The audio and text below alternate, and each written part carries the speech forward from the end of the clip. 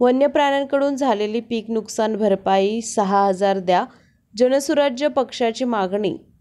शाहूवाडी तालुका ग्रामीण डोंगराळ असून येथील शेतकऱ्यांचा उदरनिर्वाह शेतीवरच अवलंबून असतो, परंतु अलीकडच्या काळामध्ये वन्य प्राण्यांकडून प्रचंड प्रमाणामध्ये ऊस, मका, रताळे, सोयाबीन, भात, कडधान्य आणि भाजीपाला या पिकांचं प्रचंड प्रमाणात नुकसान होत आहे। यामुळे येथील शेतकरी हवालदिल झाला असून शासनाची तुटपुंजी मदत मिळते, यावर शेतकरी बांधवांचा गुजारा होत नाही।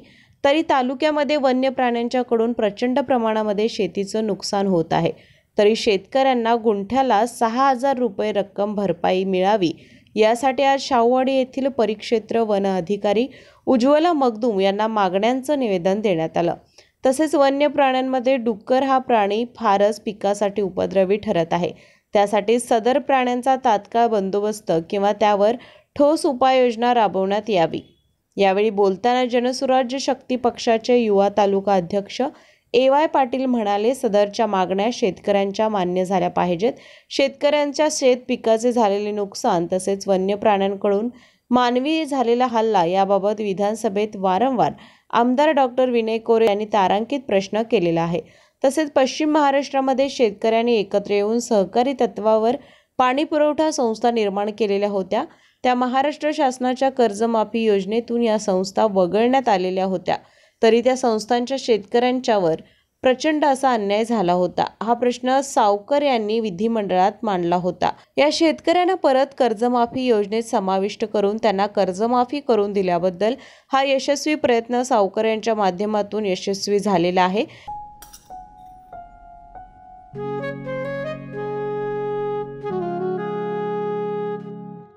बाबा, आज येताना बासुंदी घेऊन या ना।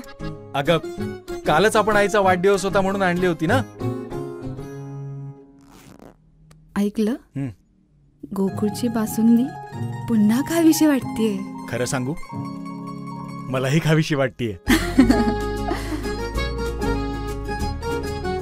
पुन्हा पुन्हा खावीशी वाटणारी गोकुळ बासुंदी। आज या ठिकाणी शाहूवाडी तालुका जनस्वराज युवा शक्ती पक्ष आणि जनस्वराज शक्ती पक्षाच्या प्रमुख कार्यकर्त्याच्या वतीनं आज फॉरेस्ट विभागाला शेतकऱ्यांना जे वन्य प्राण्याकडून जो त्रास होत आहे, जे पिकांचं नुकसान होत आहे, तुटपुंजी मदत मिळावी, ती जास्तीत जास्त मदत मिळावी, 6,000 रुपये प्रति गुंठा मिळावा अशी आम्ही पक्षाच्या वतीनं आज या ठिकाणी मागणी केलेली आहे। त्याचबरोबर डुक्कर हा उपद्रव जास्त प्राणी आज ठरलेला आहे, त्याचा ठोस असा बंदोबस्त शासनाकडून करून मिळावा ही आमची दुसरी अजेंड्यावरची मागणी आहे। आणि या ठिकाणी या दोन्ही मागण्या आम्ही या ठिकाणी केलेल्या आहे आणि त्यासाठी आमचे नेते सावकर साहेब सुद्धा प्रयत्न करत आहेत। मग त्याप्रमाणे या ठिकाणी प्रशासनाचा भाग म्हणून ह्यांनी सुद्धा त्याचा पाठपुरावा करून आम्हाला न्याय द्यावा या ठिकाणी मी सांगू इच्छितो। आज या ठिकाणी जनसुराज्य शक्ती पक्षातर्फे आज सर्व शेतकरी या ठिकाणी वन विभागाच्या ऑफिससमोर जमलेले आहेत। नक्कीच या सगळ्यांची एकच मागणी आहे की डुक्कर जो उपद्रव प्राणी आहे हा भयंकर त्या ठिकाणी नासधूस करत आहे आणि शेती पूर्ण उद्ध्वस्त करत आहे आणि उद्ध्वस्त झालेल्या शेतीला आज जर पंचनामे केले तर अगदी तुटपुंज त्या ठिकाणी आज मदत आम्हाला मिळते, 1,600 रुपये मदत प्रति गुंठ्यामागं, आणि हीच मदत आम्हाला 6,000 रुपये मिळावी ही आमची सर्वांची त्या ठिकाणी मागणी आहे। त्याचबरोबर जो अन्य जे प्राणी आहेत ते सुद्धा त्या ठिकाणी आज उपद्रवाच करत आहेत, त्या सगळ्या प्राण्यांचा बंदोबस्त या विभागात मार्फत त्या ठिकाणी व्हावा हीच आमची सगळ्यांची विनंती या ठिकाणी आहे। शाहूवाडी तालुका दुर्गम आणि डोंगराळ भागात असल्यामुळे नक्कीच इथून पाठीमागं किंवा इथून पुढं पण आमचे नेते आदरणीय सावकर साहेब शेतकऱ्याच्या पाठीमागे खंबीरपणे उभे आहेत। त्यासाठी शेतकऱ्याला कुठंतरी या गोष्टीपासून फार मोठं नुकसान होत आहे, ते कुठंतरी त्यांना तुटपुंज थोडक्यात मदत मिळत आहे, ती मोठी मदत मिळावी। त्यांचं उदरनिर्वाह पूर्ण शाहूवाडी तालुका हा शेतीवरती उदरनिर्वाह आहे, त्यांना नक्कीच कुठंतरी 2 रुपये मिळावेत, त्यांचं कुटुंब सुखात राहावं यासाठी नक्कीच सावकर साहेब देखील शासन दरबारी मोठ्या प्रमाणात प्रयत्न करत आहेत।